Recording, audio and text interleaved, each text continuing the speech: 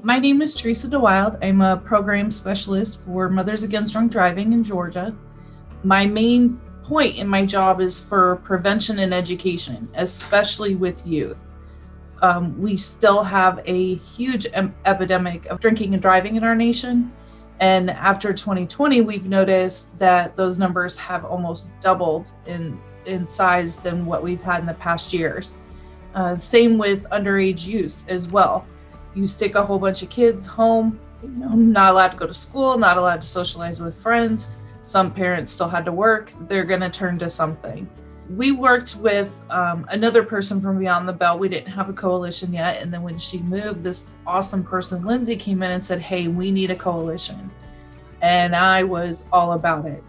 And since the very first day, I think we had 3 or 4 people. And now we have 25, 30 that are involved and more that want to be part of it because they know that there's an issue in Savannah and they know that the kids are where we need to start.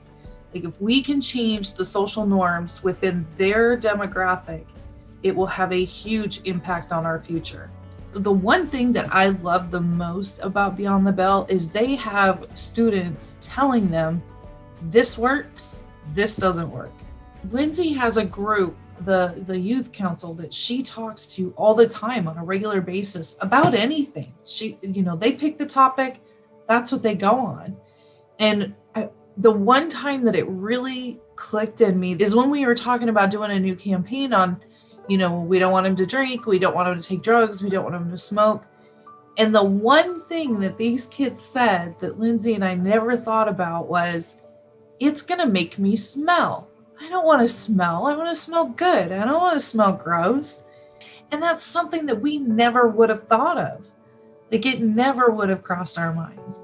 And it ended up becoming one of the major points when we were talking through this campaign, and it never failed. Every time we're like, hey, you light a cigarette, you're going to smell like an ashtray.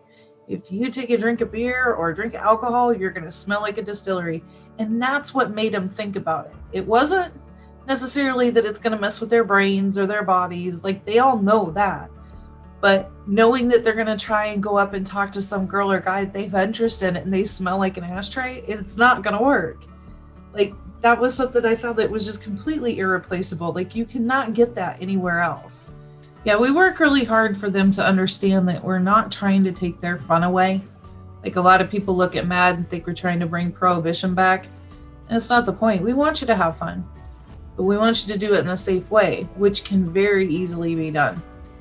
And that's what we're trying to explain to kids from the age of 8 until they get well into college, whether it's alcohol with me and my people, if it's vaping, tobacco, marijuana, weapons. We have people that are, trying to get the gangs to stop, sexual assault, financial planning, family planning, all of these things that encompass trying to put our youth on the right path to have success in the future, and it'll make everybody safer in the end.